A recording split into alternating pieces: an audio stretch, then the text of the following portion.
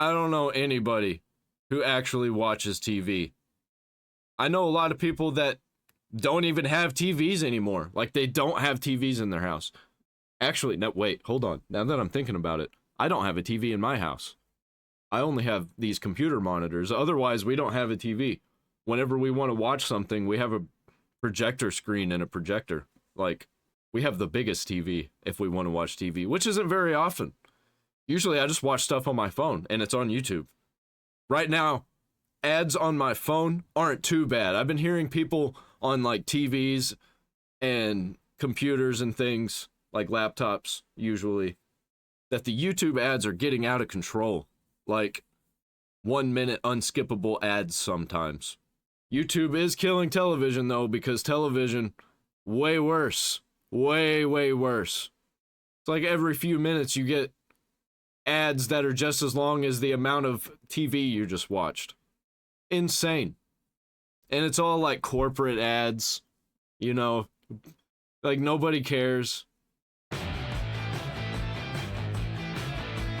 Hey guys, welcome back to Clownfish TV. This is Neon, not here with Geeky Sparkles in this video, but we're going to talk about YouTube and broadcast television, cable, and YouTube and streaming are beating cable and broadcast TV for the first time. They have 44% of TV viewing. This should not surprise anybody. Most people now, I think, are watching streaming instead of linear TV, and this is why a lot of the studios are panicking and getting rid of their linear channels. Oh no, people are going to be able to choose what they watch? What are we going to do about this? We're going to have to inshitify everything. Because they're like, nobody's watching them. They're watching the content. They're going to watch it on streaming, but they're not going to watch it on linear TV, right? It's going to be grandma sitting in her chair, putting it on CNN.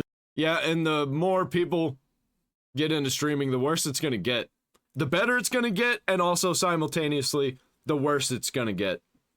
I don't know how bad it's going to get. It's pretty bad right now, but like, I think we're going to start seeing more bundles, more and more bundles. Things are going to be way overpriced, but they're going to be like, well, but if you get the bundle, you get all of these things that you already kind of want for cheaper than if you would have bought all three. I mean, it's more expensive than the one that you actually wanted, but you might as well get it. Because you get all of these, it's full package, and then it's all shit.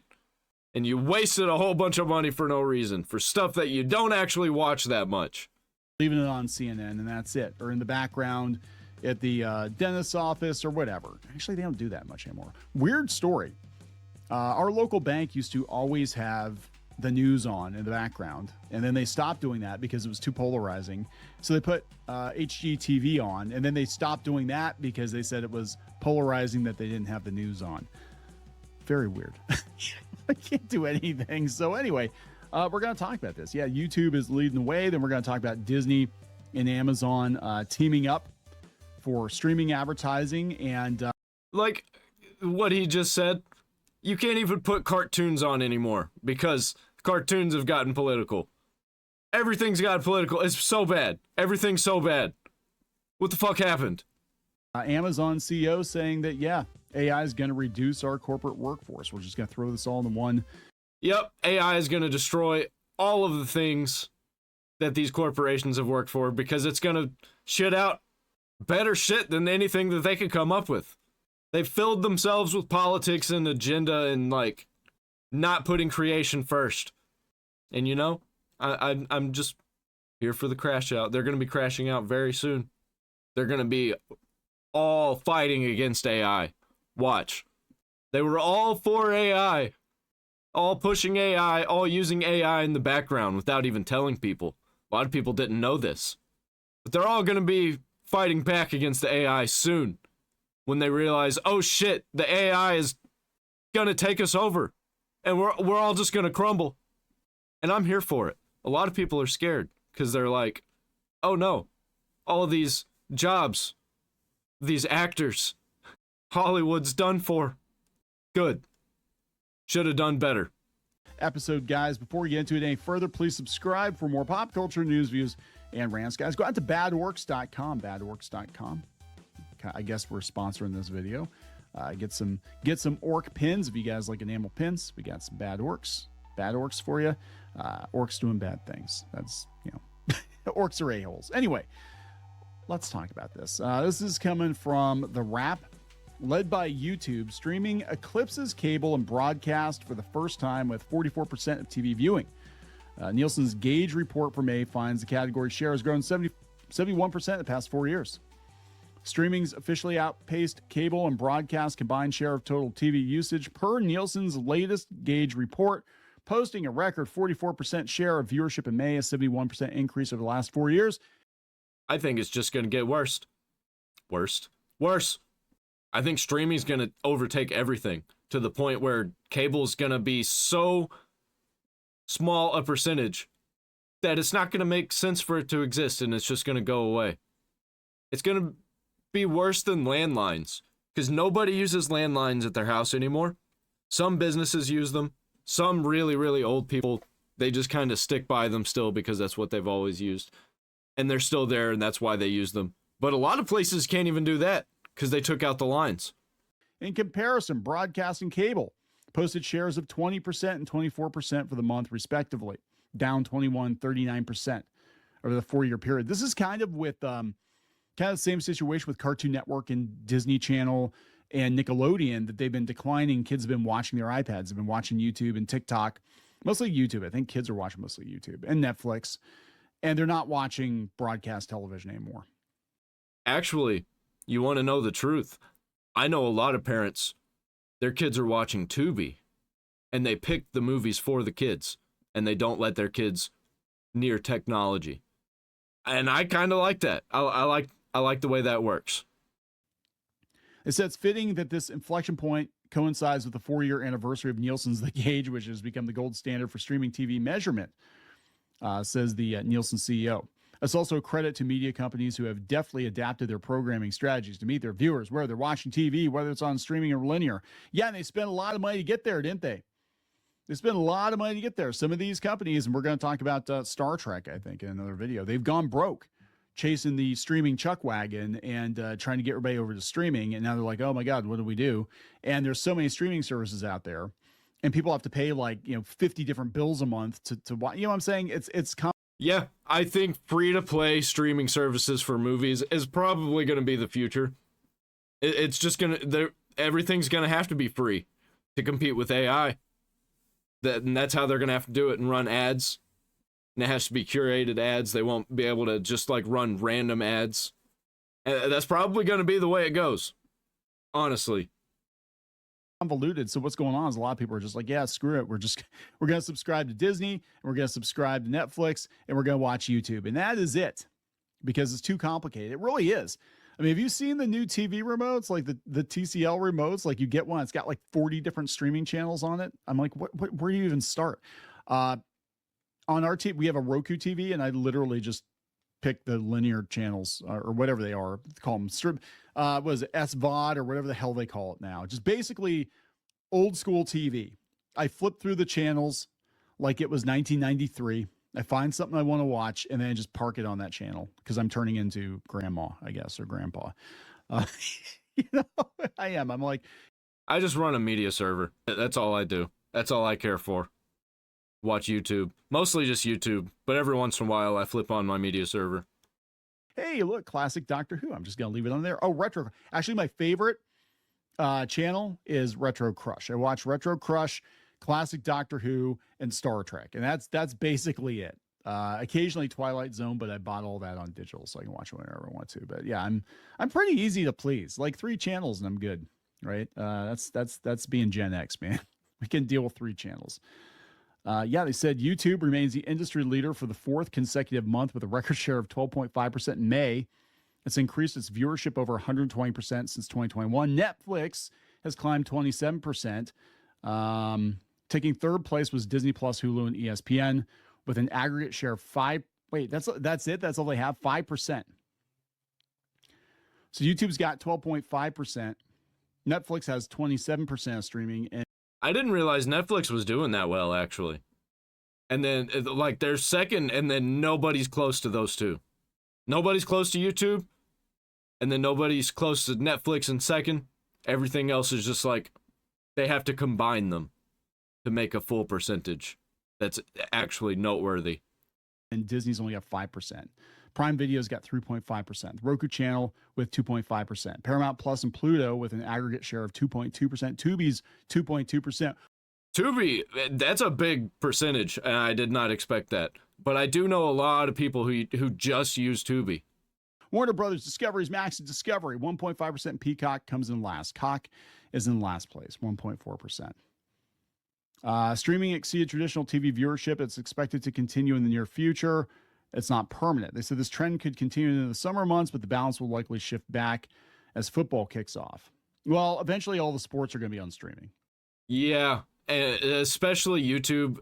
Like, they're doing a whole bunch of new deals with doing sports stuff, and they're in the middle of a lawsuit fighting over a guy when it comes to ESPN and him going over to YouTube, possibly to do a new sports app for just YouTube Sports.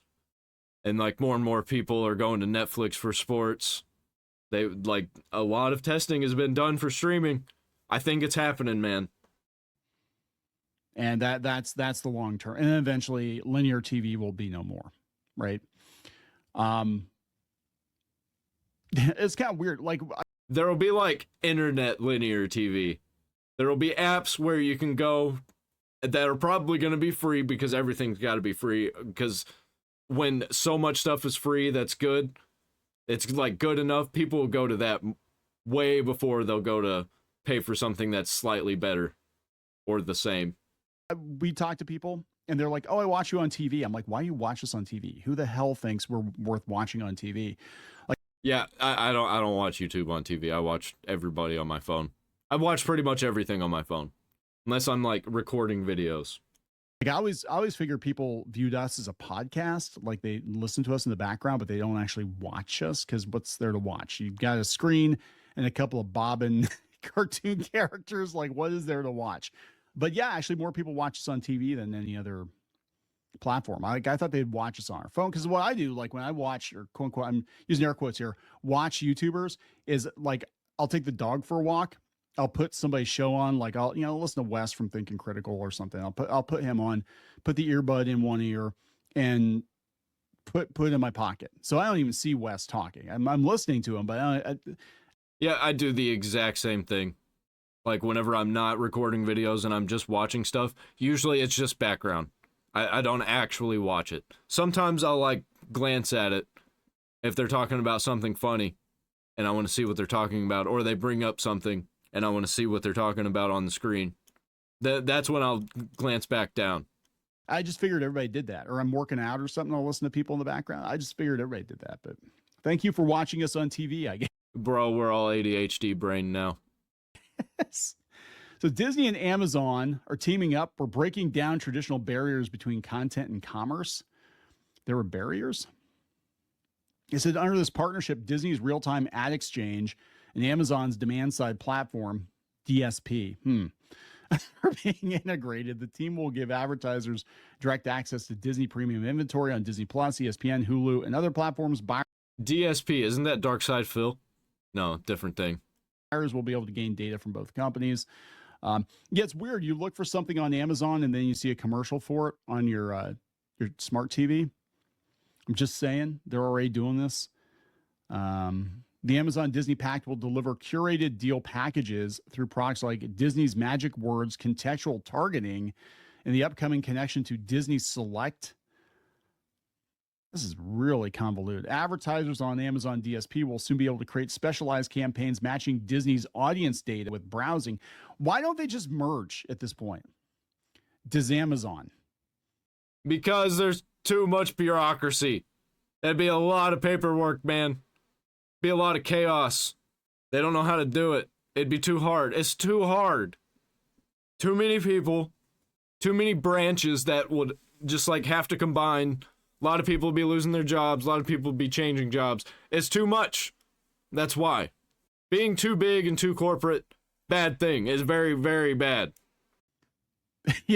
Just... Yeah, everything sucks. Just get it over with. Or just, I mean, I don't know. It's weird. I think everybody's making strategic alliances right now because the streaming pie is kind of shrinking. And these two would have to team up basically to knock out YouTube because YouTube is, what do they say, 12%? These two combined are only like 8%. So it's kind of wild, right? An example provided by Amazon Disney, a pet food brand can reach viewers who watch both Disney programming and have an interest in pet products sold on Amazon. It's already happening. It is uncanny, right? And I'm sure it's just technological, but like you look for something on Amazon, you search for something on Google, and there's an ad for it on your smart TV. Bro, you can just like talk about stuff. You could be in a group chat in one app, and then you'll get an ad for it on Facebook or something, like over in another app. Or like you can literally be talking about something out loud, and then the next day or two, you'll start seeing ads for it. It's insane. And sometimes they'll run the same ad over and over and over and over and over. YouTube is really bad about this, where they'll run the same ad like 20 times. They'll throw in some other ads that they're also repeating 20 times. And they just keep doing this. And it's legit like 20 times. And then they'll stop doing it and they'll switch that one out with another ad that you'll see 20 times. While you're watching a whole bunch of other ads that you've watched like 10 times. You got 10 more to go. All right. Kelly McLean, VP of Amazon DSP at Amazon Ads, says it's a significant leap forward in advertising effectiveness. We're breaking down barriers between content and commerce signals and blah, blah, blah, blah, blah. We're gonna monetize all the chuds, and it came out as monetize. That should be a new word. Monetize. So in all this, Amazon is going to reduce their corporate workforce too. Of course they are. Those who embrace this change become conversant in AI. They help us build and improve our AI capabilities internally and deliver for our customers. Eventually, they're going to look around. All these companies are going to look around and be like, all right, how many employees do we got left? Oh, it's just me and the AI. The AI is the company now. And then the AI is going to be like, you're fired. And then the company is just going to be an AI running itself. That's the future. That is the future we are headed for, where companies are completely run by AI.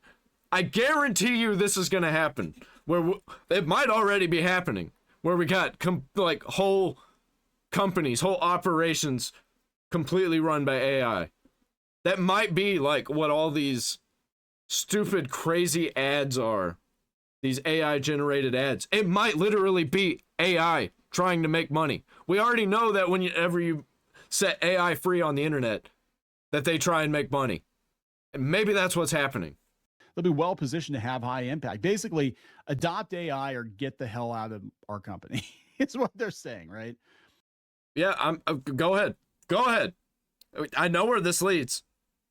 I've seen like every sci-fi movie. I've read like every modern sci-fi book that before like 2000, all the classics at least. I read a lot. I watch a lot of movies and TV shows.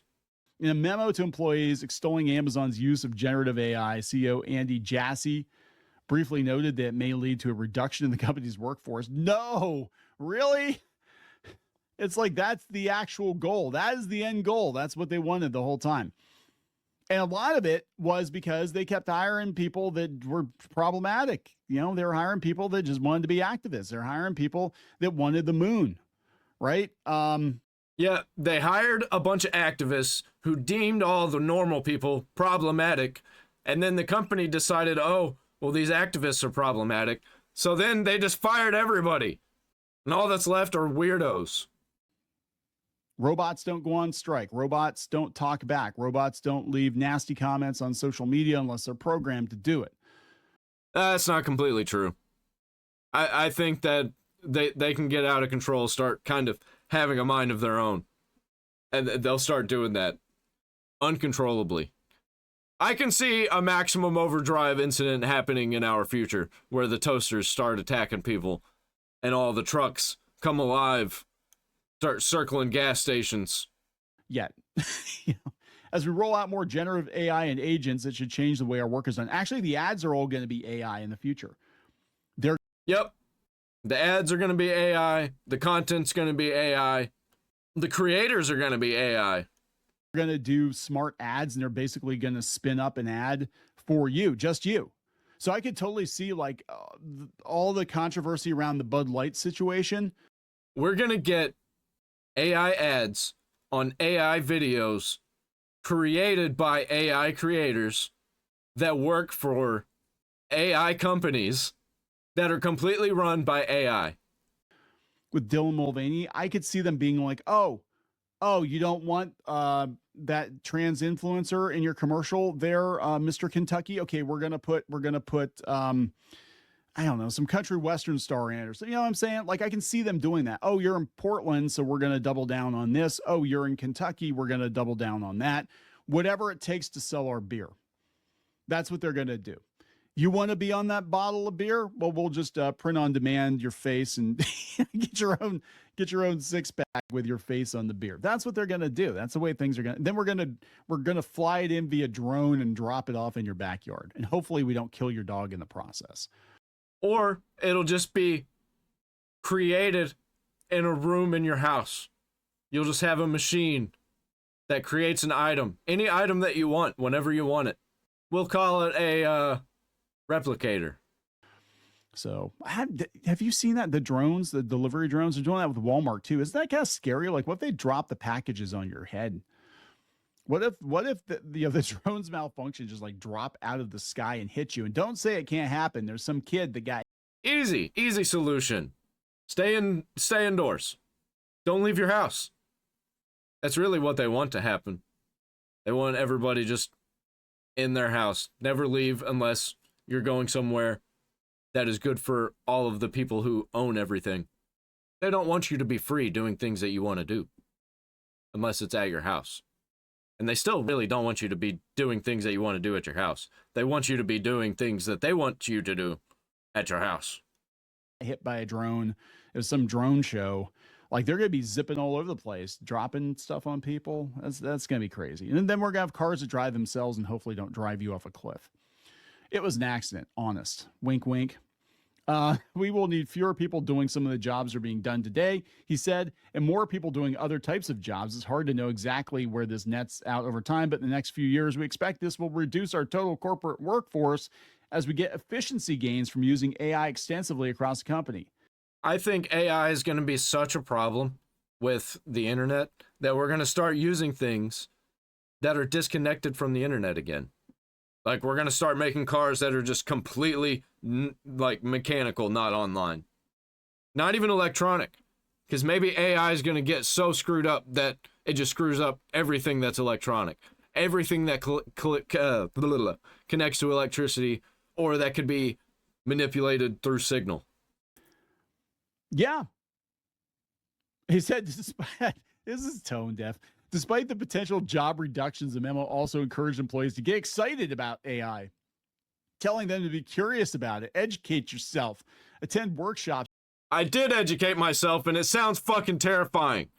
And whatever happens, happens, man. There's nothing that I can do about it. There's nothing anybody can do about it, so I'm not going to worry about it. But, like, fuck. We're kind of fucked. I'm not. I'm still probably going to do the things that I want to do, watch the things that I want to watch. But who knows? Maybe all those things are going to be run by AI. And it kind of doesn't matter to me as long as it's free, you know? And take trainings.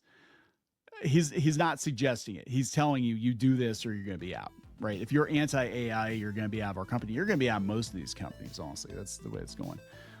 Thus far, Amazon has more than 1,000 generative AI services and applications in progress or built. This includes building the next generation of Alexa, Amazon AI Shopping, the Amazon AI Shopping Assistant. I'm not anti-AI. I'm just not going to be using it constantly in my everyday life. And I'm not going to have a whole bunch of stuff that's got AI in it. Ain't doing it. I'm cool with the technology that I have right now because there's not really much. It can't really get much better than what I got right now. Because I can play all of the modern games and everything already looks like hyper realistic. And I don't play the hyper-realistic stuff anyway. And that's really all that I do with my computer other than, like, watch videos on the internet. And it's perfect quality at this point.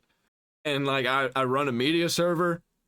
And it's not even online. It's not connected to the internet. So, like, I'm cool where I'm at. All that's left, really, is to use AI for things. And it's just, you know, I'm out on it.